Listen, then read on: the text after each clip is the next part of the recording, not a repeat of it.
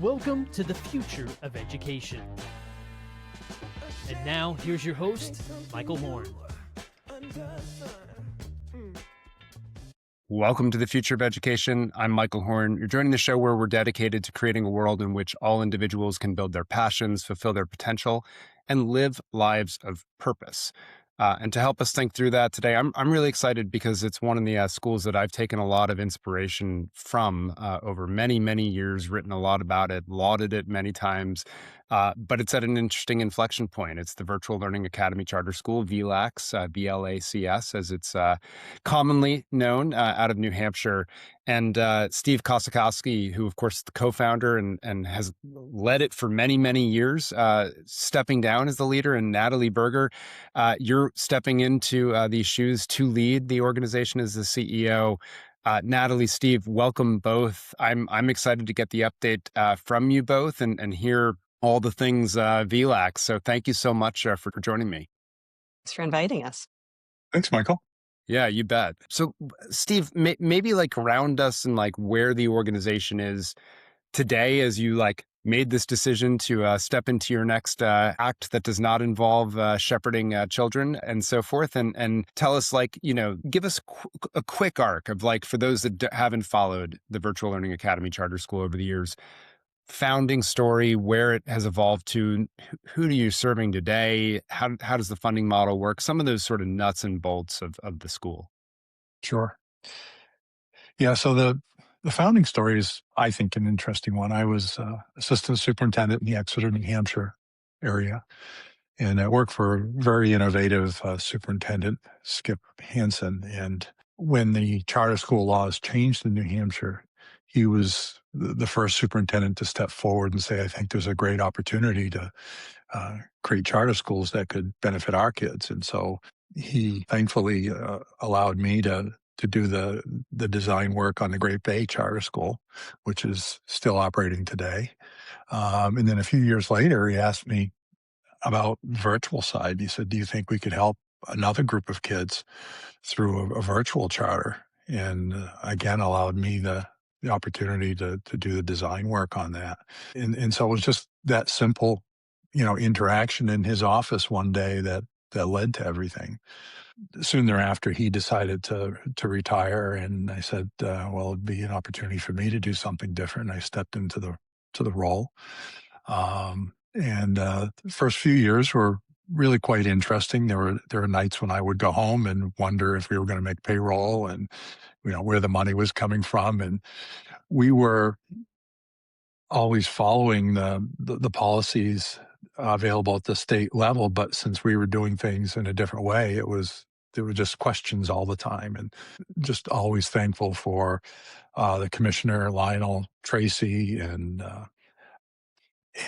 always finding answers for us or knowing the right person to ask and really helping us to get off the ground. And then I think the next piece that led to our success was the people we were able to attract and hire. One of whom is here with us today, Natalie. She was in our second cohort, or first, Natalie, second. Came in as a teacher and for many, many years just continued to do exemplary work and kind of rose up through the ranks. And I think one of the cool things about Natalie is if there's a job at VLACS, she's probably been involved either directly in it or somehow in it. So she really has just a wonderful understanding, and an understanding that I don't have, because I've never been a teacher at VLACS. I've never taught a kid, and she has. So I think she brings a lot of wonderful things. Over the years, we have grown to a point where now we serve regularly 10 to 12,000 students on an annual basis.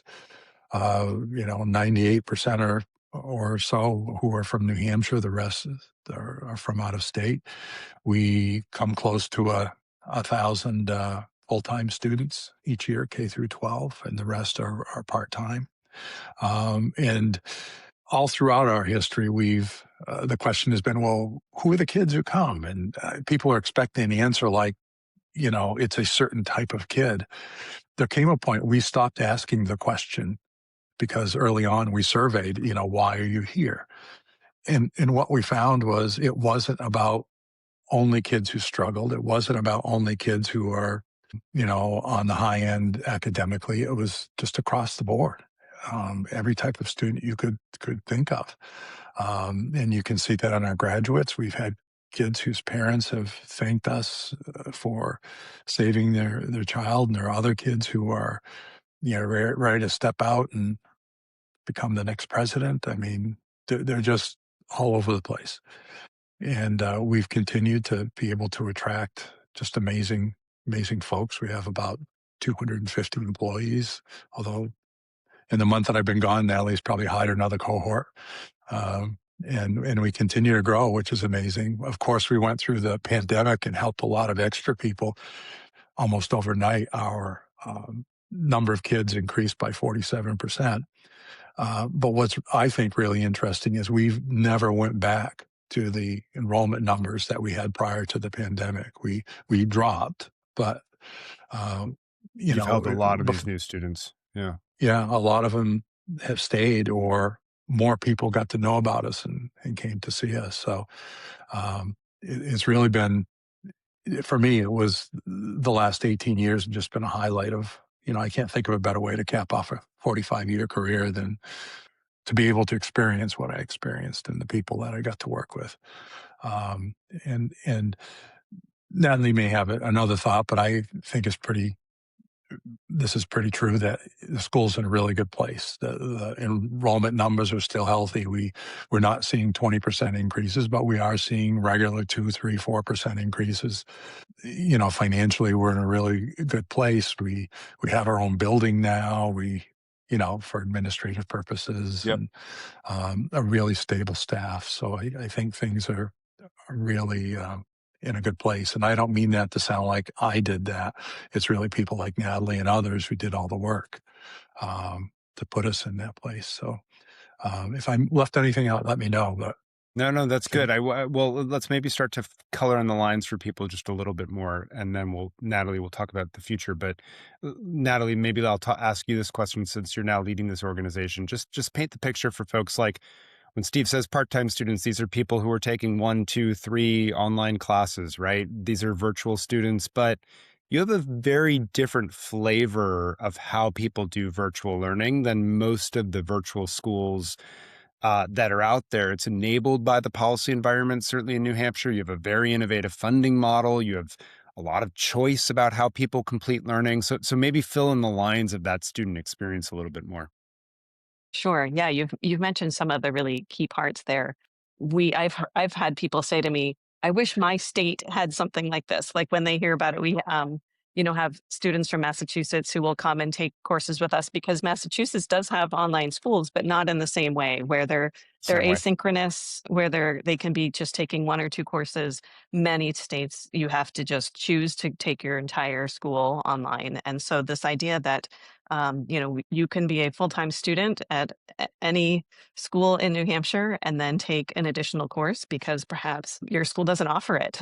Certainly the ability to access a wide variety of courses is a key thing for small rural schools that can't support, having maybe just 1 or 2 students who are ready for a particular math course, and they can come and take it at VLACS. And then we also, as you said, that competency-based funding model is key for us. The idea that we are not getting funded for kids just coming and showing up and sitting and doing nothing. They have to master their competencies, get credit for their courses, and that is how the state is paying us. And that's a really innovative piece that, we can give credit to Steve and others, but to really that idea that students are progressing as they are progressing, that is how we are getting funded. We aren't, and that really helps us make sure that we have that idea of we really need to support students to get to fulfill their own version of success, which, they might come and do 1 course, they might come and take a ton of them, but we're there to help personalize and to support them in that so that it's going to help us be successful, since that's how we are funded, but it's really for them to be able to, take their own path and, figure out what they want to do and and how to proceed. And it's just really about the opportunities we're able to provide that I think is unique in how we're able to do that. Yeah, and it's interesting, right? Just to make sure folks are following, like literally, it's mastery is the new seat time in your model, right? Like if I make instead of average daily attendance, you're looking at basically average daily progress. If I make 10% and I exhibit mastery of the competencies in a course, you get 10% of the funding. I'd love to hear, Steve, when you were still leading, you put in sort of multiple versions, right, of courses and multiple ways of showing mastery. I don't know who's best to talk through this, but just talk about how you think about the assessment of mastery and students exhibiting and showing that, showing what they've learned in effect. Well, there are traditional online courses, if you will. We also have something called projects. And then we have even rebranded what we used to call experiences to custom projects. And so what that allows kids to do is to move from to pick the place where they feel comfortable. So if they want to take Algebra 1 as a traditional course, they can. They could take it as a project, which in our world, we put them in a scenario where we may say, you're going to be starting a business and you need to do certain things from an accounting perspective, and you're going to produce a budget or something. And then there's some competency that is supported by that. But then also that kid could come to us and say, well, I have an idea for working with an engineer, and I'm wondering if there are some math competencies that I might be able to master as part of this. And we would work with them to do that. And we have a growing number of instructors who are really becoming very knowledgeable and very skilled at those alternative assessments. Whereas when we first started that, it was a smaller group, and that group is continuing to grow. But it really allows kids to approach things from many different ways. And what we've basically done is standardized our competencies and built rubrics around our competencies and done professional development around, how to assess and so forth. And so, yeah, it's a very different environment. And also I'll go off track a little bit here. You alluded to funding, and and as you said, if I have 10% progress, we get 10% funded. And one of the concerns early on with that model was, well, what do you do about the kid who is going to take more time than normal? You're not getting paid for time. So what if a kid takes a year and a half to complete a course? Well, what we found, and this is what we had hoped, was that there's a balance, because you also have the kid who completes that same course in 60 days.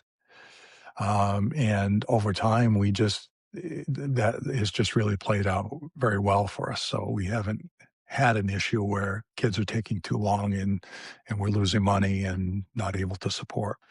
So it's been really interesting. And there's actually, for those who might be interested in that, the document is a little bit old now, but Larry Miller did a study a number of years ago about competency-based funding. And one of the interesting things he found in his analysis is that if we had been paid based on seat time, the state would have had to pay a considerable amount of additional funds to us to support that model. That there were, there were savings to the state, if you will, because of the way we were doing it, which I can't say was necessarily our intent, but it was just interesting that happened. And I'm not making the case that everybody should jump to our model. I'm just saying it was, an interesting outcome. No, that's super interesting. I'm curious. Let's actually stay on this assessment strand, because I think sort of two questions probably come up for folks, right, when they're listening. One is, how does the state trust you all with assessing? Like, don't you just want to pass kids and so that you can get the funding? And then the second question, which I think is extremely pertinent at the moment, is about, can't go more than 5 minutes without asking in education, okay, impact of AI.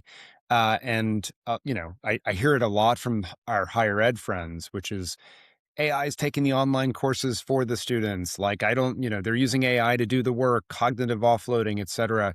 How do you all think about those two questions, around the did the student actually do the work? Did they master it? And perhaps this, on the one hand, it's a beautiful incentive. On the other, I can imagine the state being like, oh, wait a second, did they really master it? How do you show them that? Natalie, you want to take it? Yeah. Yeah, I'll jump in with one piece, and then I'll invite Steve to jump in too. One of the pieces that's been core to every single one of our learning experiences is a discussion-based assessment at the end of every competency. So every student is meeting with their instructor for every competency and doing that discussion together. Over time, how we've sort of helped students prepare for that discussion-based assessment has changed, and I think that's going to continue to evolve, especially as you're saying that second question of how do we ensure that students are really doing their work.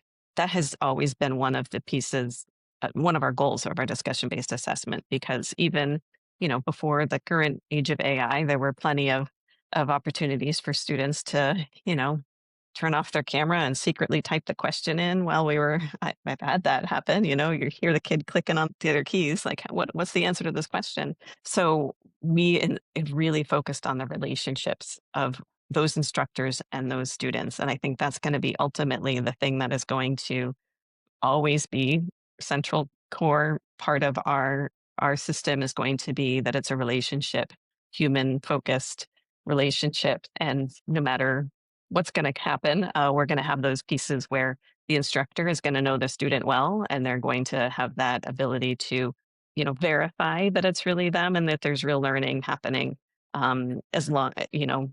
along with changes that we're going to have to make with that model.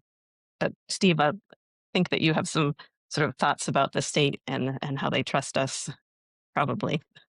Well, I think over time that people have realized that our model is one where there's at least an equal amount of one-on-one time to any traditional school, if not more, on the one-on-one side, and we have a representative sample of public school teachers across the state, because a lot of most of our instructors are adjuncts working in traditional schools. So I think, it's not as if there's a workforce that is totally separate and not integrated into the rest of the state, that if anything untoward were happening, Right, they don't have the incentive to not hide it. Yeah. Yeah. I think also the results have spoken for themselves, where our test scores have been at or above state averages, throughout 18 years. Our kids go to every college in the country and have, had wonderful results. And so I think just over time, we built up a lot of trust. And plus, more or less, because of all of the reports we have to do on an annual basis and so forth, that we're kind of an open book. And, there's almost no way you could hide it, especially for 18 years. You couldn't hide anything. So I think that trust has built up, and we have so many stories of, parents and kids who have said, wow, what an experience, and I learned so much. And, I think that's really the simple answer. Well, and just stay with it also, because I remember, I think it was in your office when years ago, Steve, you told me around the discussion-based assessment or the oral assessment, right? You were like, most teachers know within 30 seconds if this kid knows this competency or not. Like, it's the purest form of mastery, and we sometimes overcomplicate, if you will, this picture. And like, if I'm being honest, Mike, you don't have it yet. Like, let's keep working on this, right? And I think there's a purity of that. I'd love to hear you both talk about it, but there's a sort of a purity of that you all brought back. And I imagine in an age of AI is actually even more like sort of stands apart even more so than all these games of monitoring or this or that maybe folks are trying to play right now. But I love your reflections on that if I'm wrong in any way. Yeah, one of the things I always enjoyed is when teachers would say things like, I love discussion-based assessments because when the kid has done their work, I'm talking about something I love, which is history, and the kid loves history too, and we're just talking about history. And, that doesn't mean every discussion is like that. There are some kids who haven't done the work, and but then it turns into a coaching session. Oh, well, you need to work on this and need to work on that. So it's one of the things I think Natalie could tell stories about is how we have to continue to coach kids so that they don't get really stressed out about this, that you're not going to fail. You may be told you got to keep working, but it's not as if, okay, I've listened to you for 20 minutes, you've got an F. We don't fail kids. We just say you're not there yet. And so they can come back and so forth. So. Yeah, and I was one of those instructors who would tell Steve how much I loved doing discussion-based assessments. We call them DBAs for short. And as Steve said, one of the reasons is it's a chance to talk about something that we as instructors are passionate about with students, and to be able to see a kid, curious in the moment about something. It's a really special, like a privilege, I think, for a teacher to be able to have that moment. And that's a unique thing for us because, I was a classroom teacher in a brick and mortar school, and I would see those kids every day and I loved those kids, but there wasn't ever a time when I could take 20 minutes with that one student at the end of every unit and have a one-on-one conversation with them to make sure that they felt like they had understood it and that they were ready to move on.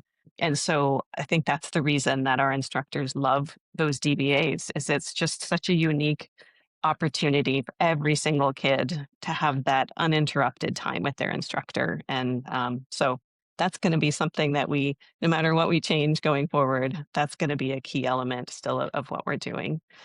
Yeah. And I had one other piece that I can't remember, so I'll let you Well, ask when the we come next back, question. grab it when you come back. I was going to turn sort of past reflections and future directions as we start to sort of veer the corner toward the end of the conversation. And Steve, you wrote a really, I thought, prescient, moving letter, series of reflections on your time at VLACS, your decision to step away now, and what's next, and sort of the directions of the school, what you're both proud of, but also directions of the school.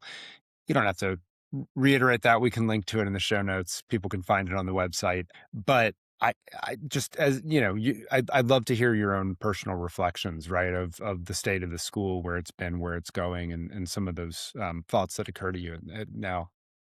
Yeah, just incredibly proud of the work that everybody's done. And, when you go through the retirement kind of cycle and people are saying, thank you, thank you, thank you. And I truly meant this, that whatever people are saying to me is just a reflection back on them, because one person doesn't do the work and one person doesn't, especially in an organization of the size of VLACS.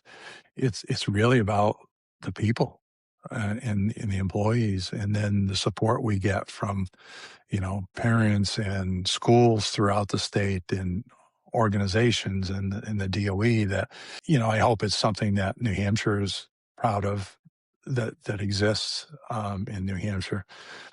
But I just think that in some respects, the timing was really good. I think when I wrote to you, Michael, and said I'm stepping down and thank you for your support, I mentioned how lucky we were to have Disrupting Class come out about the time that we started, because it really was a wonderful way to begin a discussion about what we were thinking about doing at the time, and putting some components of it into effect.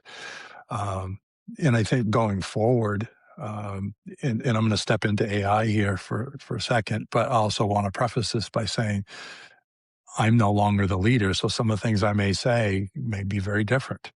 But some of the things I kind of worked on over my last 6 months was the idea that we really need to embrace AI as a teammate, not in place of any human, but as an incredible technology that can do things we couldn't do and couldn't use as supports for kids before.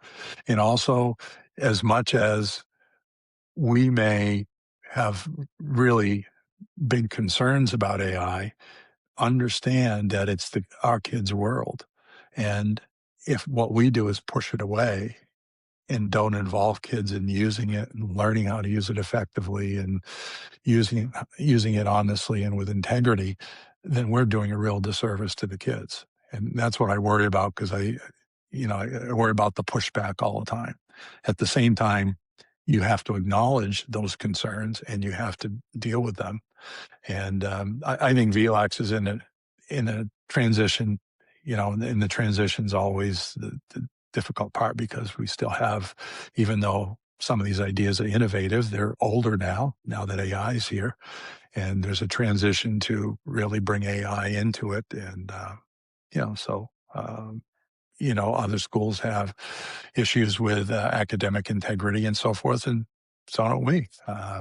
We have to work with kids all the time. And most of the issues are about teaching the kids about the proper way of doing it instead of slapping them on the wrist and say, don't do it again. And that's all you do.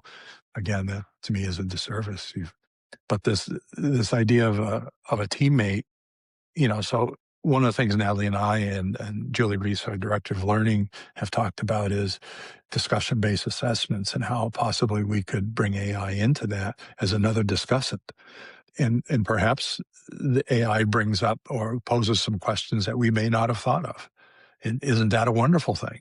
And certainly by having an instructor there and a student there, if AI says something that is not factual, well, you have two people there who are going to push back. Yep. But it can take us to another level instead of thinking of it as a negative. Super interesting. And Natalie, I'm going to bring you in a second, but I'm reminded of we recently interviewed Daisha Toll, who's created Course Mojo in the middle school English language arts space. And it's basically trained with amazing educators creating lots and lots of rules and guardrails and so forth around the AI to ask the next right question, right, constantly of kids. And that is an interesting tool to, tools like that I could imagine being really interesting with the teacher there as well. And maybe sometimes the teacher, you want to help out the student, and the AI says, "Whoa, wait a second, let's slow down." I could imagine an interesting give and take between the two. Yeah, and I think we're hearing reports of, someone saying, "Well, the AI took this course for the kid," and so forth. Well, there have long been concerns about courses. All right, so if AI wasn't there, did I hire my older brother to take my course for me? And then if we bring it back to more traditional part, did I hire my older brother to type up my essay and then I brought it into school? I mean, those concerns have always been there, and I think we've always known that. I think AI is going to push us to rethink some of these things. So if a course can be taken by AI, maybe the course isn't quite what we need for the future. We need something else. And maybe we say, okay, I want you to use AI to teach you that course, and then I want you to do this other thing that is far beyond what we would have normally done in that course. And to me, that's the exciting part. And I told Natalie, I said, boy, right at the point where this is exciting technology, I'm leaving. I feel like I should be staying. So. Well, Natalie, let's bring you in there. Like future directions, things you're excited about, maybe scared about, but you can take it as a choose your own adventure question. But VLACS has such a cool legacy and set of things that it has been serving students. But where's it all going in your view? What are the things you're excited about building on, introducing, changing? Yeah. Yeah, I think we're right now in that sort of taking stock mode of, Steve and throughout his time helped build some really amazing opportunities for students. And some of that was sort of the idea that if we build it, they will come, which they have. But there are elements, some of, I think, the pieces that we find more, exciting and innovative, like the, project based courses and, learning through experiences, those pieces have not necessarily had as many students engaged in those as we have with our traditional courses. And what Steve just said about, maybe if we're worried about a course being able to be taken by AI, maybe that's not where we want to put all of our energies. I think some of our more innovative project pathways are really the places that we are hoping to draw more students into those. And so it's kind of looking at our distribution of our offerings and figuring out, how to kind of direct maybe more of our students into what we think are some more of those really authentic, really exciting opportunities for students. And along with that, continuing our career connected learning that we have for students, that to me feels like a place that sure students could use some AI to write some things, but there's also if they're passionate about what they're there because they want to work with a mentor and they want to, go to a job site and learn what it's like to be there. That's a really exciting place for them to be. And also, we have interest based courses. Some of our most popular things these days are enrichment experiences where students are actually meeting synchronously. It's one of our only courses that we have that are really synchronous opportunities for students.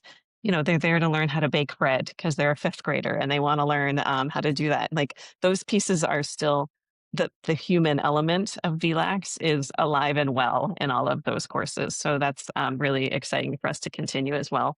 And then we've been developing partnerships with three New Hampshire universities. We have Southern New Hampshire University, UNH, and also the community college system of New Hampshire. And we have partnerships with all of them for dual credit courses. And we're really excited to continue developing that with them.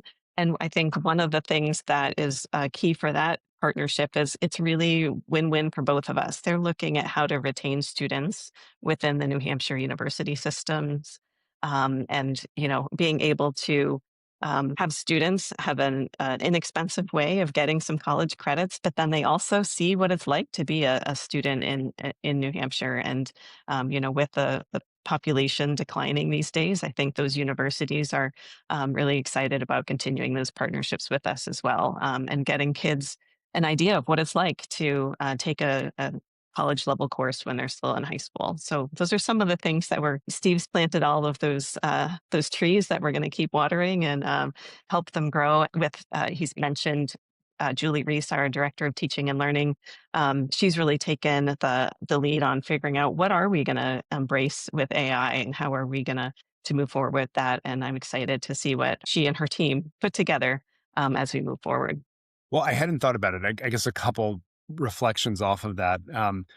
Take it for what it's worth, but it strikes me on the dual enrollment front, you have an advantage because I see a lot of high schools, they're offering dual enrollment classes, and I'm putting my hands in quotes because like it's really just a high school class warmed over and with a little college curriculum sprinkled in. You're really partnering with universities that have online courses themselves, right? It's the real McCoy, if you will. And so that seems like distinctive and important.